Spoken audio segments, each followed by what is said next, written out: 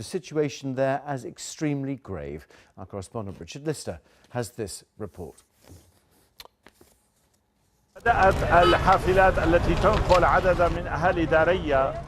The buses which will move Daraya residents have arrived. It'll take all the residents, including women and children, out of the rebel-controlled areas to shelters in and around Damascus. It's all going under the supervision of the Syrian Red Crescent. There are also representatives for the UN Special Envoy for Syria, Staffan de Mistura, the UN and the International Red Cross. Some 4,000 people will be evacuated and taken to shelter centers in and around Damascus. As for the fighters, they are divided into two groups. The first group, who refuses reconciliation, will be moved to the city of Idlib. And the second, who's reached a deal with the government, will be moved to Damascus. According to military sources, at least 300 civilians will be evacuated today. Tomorrow it will be fighters going out of the city. This is all according to the agreement between rebel fighters and the government forces. Until now the operation is going as planned and there are no troubles. It might take longer than planned to get everyone out, but so far nothing seems to stop it. If all went to plan, Daraya will no longer be a hotspot, and the process for rebuilding the city's infrastructure and getting residents back in would be possible. Asaf Aboud, BBC, Daraya Entrance, Damascus. That was the BBC's Arabic's Asaf Aboud in Daraya. Well, let's get more now with Khalid Waloud, who is, in fact, now edits a Syrian opposition newspaper in Gaziantep. Now, that's on the border with Turkey. She is originally from Daraya. I spoke to her a little earlier. She's in Gaziantep, and I asked her if she was worried about the safety of those people now leaving Daraya. Of course. I mean, the 8,000 civilians who are locked in the city for 4 years, and now the regime has insisted to send them to a regime-controlled area, is so worrying to me personally, because I'm worried that they might be detained or tortured or killed, or they might disappear, because we have no guarantees from the regime. And how many people do you think will remain, or is everyone going to be leaving this area now that the government forces are going in? The regime has insisted on evacuating the whole town. So it's a precondition that every single person will leave the town. And this is what is happening. Today, they started the process. They sent the civilians to a regime-controlled area, and they sent 50 fighters with their families towards Idlib, and tomorrow they're going to continue the process. Waleed there. Now, one campaigner described it as a drawing of another line in the sand. France's highest administrative court has suspended a ban on full-body bikini swimsuits that was imposed in the town on the Mediterranean coast. The ruling is expected to set a precedent for up to 30 other towns that impose bans on their beaches. Local news agencies in France, though, are reporting that many of the mayors also affected will say that they will continue with that ban in defiance of the court ruling. Friday's court stated the ban in Villeneuve-Loubet seriously and clearly illegally breached fundamental freedoms. Hugh Schofield reports. C'est vrai? Oui, oui. Oh, les filles, le burkini, il a été enlevé ce matin par l'ONU. Vive la France, vive la liberté! This is Sarah Gader and her family and the moment when we told them that the burkini ban had been lifted. Sarah's Muslim, originally from Tunisia, and she told me that had it not been for the ban, she'd have been wearing a burkini or something like it on the beach today. Now that the news has come from Paris, she'll be back covering herself more fully tomorrow. Sont tous jugés. It's been really hard because we all felt we were being judged. Even though I've been covered for 30 years, it's never been a problem. But in the last 2 weeks, I felt awkward. It's the way people were looking at me. Before, people didn't show how they felt towards us. Now they say they don't like it, and that really hurts. Ça fait mal au cœur. One woman in Nice knows what it feels like. She was photographed apparently being told by police to remove an item of clothing. That made the burkini ban not just a French, but an international story. But now the State Council in Paris has reversed the local banning orders, which were issued over the last 2 weeks by some 30 towns, mainly along the Riviera. The towns had said that after the Nice lorry attack, there was a risk to public order from outward signs of Muslim affiliation on a public beach. The judges disagreed. It's based on the principle of the freedom of the religion, the freedom to express his religion and to be able to wear whatever you want, even on the beach. Of course, not everyone in France is going to agree with the court's decision. Former President Nicolas Sarkozy says he wants a bikini ban across the whole of the country, and polls suggest that a majority of the French would probably agree. They want to stop to what they see as the gradual encroachment of Islamic lifestyle and symbols into the public sphere. Outside France, such arguments seem to cut little ice. The burkini ban sparked protests outside French embassies in London and Berlin, and campaigns on the internet urged the French to let women wear what they want. But France is a complex country. Things that might seem obvious in other places don't seem so obvious here, like letting women wear religiously inspired clothing on a beach. Hugh Schofield, BBC News at Villeneuve-Loubet on the French Riviera. Well, a little earlier I spoke to Rimsala Alouane, a researcher in public law and an expert on religious freedom. I began by asking her what she made of the fact that much of the French public supported a ban on bikinis. Well, let's face it, we have laws, and today the Conseil d'État, the Council of State, told the law and insisted on how right and freedom are fundamental. You know, we should not judge by the public opinion, but by the law. And public authorities have played with the fears regarding the current context. We celebrate today the anniversary of the French Declaration on Human Rights and the Citizen. And I think this decision is a beautiful gift for our democracy. Does it, though, does it fit with the principle of secularism on which the French state is founded? Absolutely. This ban were contrary to secularism and laicity. The law does not prevent people from expressing their religious belief. On the contrary, actually. The laicity protects religious freedom of conscience, and guarantee state neutrality. And the judge just told the law that's how it is, and they stated that this ban infringed fundamental liberties of freedom of conscience, freedom to come and go, and personal liberties. It is a small victory, but still a victory. The actual ban didn't actually use the word bikini at all, did it? It said that dress should be in keeping and respectful of good public manners. Now, for many French people, good public manners is not wearing something like the bikini. How do you legally define that? Well, but that is the problem when it comes to public opinion. Absolutely, but here again, I'm talking about the law, and I stand by the law and the Constitution. It is not, the public authorities shall not tell people how they should dress or not. There is this freedom. And actually, it was even more than good manners as well. It was good morals, which is even worse if you ask me. And the Council of State clearly stated that there were no public order disturbance, and the mayor cannot access its police power to restrict access to public beaches if such an infringement was not proven, and that was the case. Rimsala Alouane speaking to me a little earlier. Hopes are fading in Italy of finding any more survivors under the thousands of tons of rubble following Wednesday's earthquake. The official number of people killed stands at 267.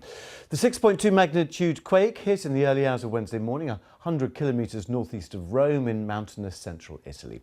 The rescue and recovery effort remains centred on three small towns, Pescara del Tronto, Accumoli and Amatrice. This is Pescara del Tronto, you can see here, taken from a satellite image before the earthquake. You can see the red tiled roofs of the houses quite clearly there. This is the village on Thursday. Piles of rubble where most of the buildings stood, making difficult work, even harder for the rescuers. Well, as hopes fade that more survivors will be found, we're beginning to find out more about those confirmed dead. Many were enjoying summer breaks in the mountains, among them 3 foreign tourists from Britain, including a 14-year-old boy. James Reynolds reports. This is the road to the village of Somati. 2 British families, the Henniker-Gottlies and the Burnetts, were on holiday here. They'd come for a summer festival. This is the house in which both British families were staying. And you can see that the damage is dramatic. And both families have paid tribute to the work of those relief workers who tried to save everyone here. Their neighbour, Nando Bonani, was the first to reach them. I shouted and called out for Maria and Will, but I didn't hear any reply. There was nothing we could do with our bare hands. They were sleeping in a room on the ground floor, and it all collapsed on them. The Burnett family from London lost their 14-year-old son, Marcos. His school calls him a much-loved and admired boy. 50-year-old Maria Henniker-Gottlieb and her 55-year-old husband, Will, also died. They were from Stockwell in South London. They were always fun, you know, could always have a laugh with them, and it's just shocking. It's just shocking that you go off on a lovely summer holiday and, you know, won't ever see them again, really. Many survivors are left with a simple, powerful question. Why did so many buildings fall and so many people die? 11-month-old Elena Sofia has no idea that she too was nearly killed. She and her mother Sonia are recovering in hospital. I was buried in rubble, only my face wasn't covered. I could hear my baby crying. I was terrified. I freed myself and started asking for help, but everyone was in the same situation. So I went back and with my hands I freed my daughter from the rubble. I could only see her little foot and I just pulled her out. She wasn't crying anymore. The worst-hit town, Amatrice, will soon begin to hold funerals for its victims. But its cemetery has been damaged. This town and others will have to find new ground in which to bury their dead. James Reynolds, BBC News, Somati. You can keep up to date, of course, with all the latest developments in the aftermath of that earthquake on the website, bbc.com/news. Also check out the app if you haven't downloaded it yet on your phone or your tablet.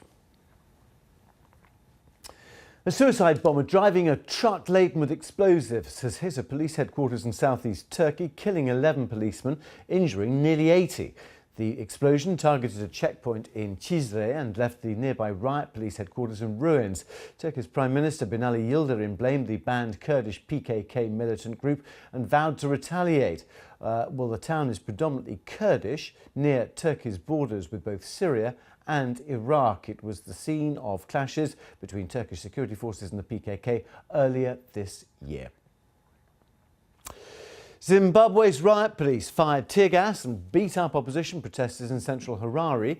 Protesters were demanding urgent electoral reform ahead of the 2018 polls. High Court had issued an order sanctioning the march to go ahead. Well, this is part of a growing wave of street protests in the past months against President Robert Mugabe's rule. The BBC's Brian Hungwe has this. The riot police had cordoned off an open space christened the Freedom Square in the capital early morning. The beat-up protesters fired tear gas and used water cannons to disperse growing crowds marching to the square. In central Harare, they were running battles and a number of shops were looted. The police continued to maintain a heavy presence, patrolling the streets and with water cannons. Organizers of the march say the people's anger is growing and this could be the beginning of worse things to come. The people's anger is very deep. People's desperation is very deep. And I think, in my view, it must not relent. It must continue to express itself the level of desperation that Zimbabweans are facing, so that we're able to solve this problem. it appears that when people succumb to fear and intimidation, people think that that's the end. But I'm very glad that Zimbabweans are beginning to say, no, enough is enough. It is very good. We've learned that scores of people were injured in the skirmishes and many are receiving treatment at a local clinic. It's not clear why the police defied a High Court order. The organizers say they won't be discouraged and will continue with protests until fundamental electoral reforms are effected ahead of the elections. Brian Hungway reporting. Let's catch up with some of the other stories today. At least 9 people have been killed in an attack on a seaside restaurant in Somalia's capital, Mogadishu. A car bomb exploded outside a beach club in the Lido area. Police say 2 of the attackers were killed, another injured and arrested. The Islamist group Al-Shabaab stages regular attacks on Mogadishu. Police in Brazil have charged the American swimmer Ryan Lochte with falsely reporting a crime. 12-time Olympic medalist had claimed he and 3 teammates were robbed at gunpoint during the Rio Games. That turned out to be a lie. Maximum penalty is 18 months in jail. The 32-year-old could be tried in his absence if he fails to return to Brazil. Turkey has opened one of the world's largest suspension bridges on the edge of Istanbul. It's 1.4 kilometres long and is the third to connect the European and Asian sides of the country. It's part of President Recep Tayyip Erdogan's drive to modernise Turkey's largest city, of which he's a former mayor. Some critics argue the project, along with plans for a new airport and a tunnel under the Bosphorus, are going to be harmful to the environment. A Czech hiker has spoken about how she survived for a month in the New Zealand wilderness. Pavlina Pitzova and Ondrej Petra were hiking the famous Rootburn track, got lost in bad snow, though. One night a partner slipped down a steep ice slope and died. They had been hiking in the South Island of the country when the accident happened. Following her partner's death, the Czech tourist hiked about 2 kilometres from where he fell to a warden's hut in the mountains of Fiordland National Park. Rescuers were finally alerted after the Czech consul spotted a Facebook post by concerned relatives at home in the Czech Republic. Here is Pavlina describing her ordeal. As you can imagine, the last months was very harrowing for me and my partner's families. The tragic accident happened when my partner fell and died. After his death, it took my under 2 nights in the open before I reached the safety of the hut. During this time, I got extremely cold, exhausted, and my feet were frozen. I made few attempts to walk out from the hut, but my fear and weather conditions and the deep snow discourage me from doing so. Pavlina Pitzova describing her ordeal there, found by a search team on Wednesday, and in remarkably good health considering what she's been through. Now, files released at the National Archives here in London show that thousands of British people who were persecuted by the Nazis were refused compensation by the government. Most were from the Channel Islands, who were arrested and deported by the occupying German forces. Nick Hyam is in St Peter Port on Guernsey. Final scenes of the long drama of the Channel Islands. May 1945, and Guernsey is liberated after almost 5 years of occupation. Far away in Germany, Channel Islanders too were being freed from often brutal imprisonment. Paul and Phil de Mile's father Gerald was one. He'd been caught with 2 sacks of stolen German coffee and sentenced to hard labour. At the war's end, he'd been at risk of death. They were actually on their way to Dachau. They didn't know it at the time. The Allies were advancing and the German army was in a bit of disarray, and I understand that they were shooting prisoners who physically couldn't carry on. Gerald's health was ruined by his imprisonment. A couple of letters, one from the Foreign Office. In the mid-1960s, he was one of 4,000 people who applied for compensation as victims of Nazi persecution. Only a quarter were successful. Gerald got £2,100, around £28,000 today. The files are now being released at the National Archives. Those of other Channel Islanders make harrowing reading. Frank Tuck described being beaten with a pick handle and flogged with the butt of a rifle. The fear that ruled us was indescribable, he wrote. He saw a fellow Guernseyman die of his treatment. Jack Harper was sometimes chained in a standing position without food all night by a sadistic German guard, one of Satan's best. And Thomas Gordian describes working in clothes soaked through that dried on one's back, sometimes frozen stiff. Thomas, one of 17 Guernsey policemen sentenced for sabotage, was so weak by the end he couldn't stand. He got £2,500. Margaret Godfrey is his daughter. Do you think he felt that the money was sufficient, or do you think he thought it was a bit meagre? I think they thought it was a bit meagre, yes. Today, Guernsey's a peaceful place. These files are a reminder that even here, some people suffered terribly under the Nazi tyranny. Nick Hyam, BBC News, Guernsey. Now to an intercontinental love story spanning China and Edinburgh. A man has been reunited with, well, man's best friend that helps him cross the finishing line in one of the world's most gruelling races. Extreme marathon runner Dion Leonard was taking part in the Ford Desert Race when he met Gobi, the stray dog, in the Tian Shan mountain range. Now, thanks to a crowdfunding appeal, they are back together. John Sudworth reports. It's a story of, well, dogged determination.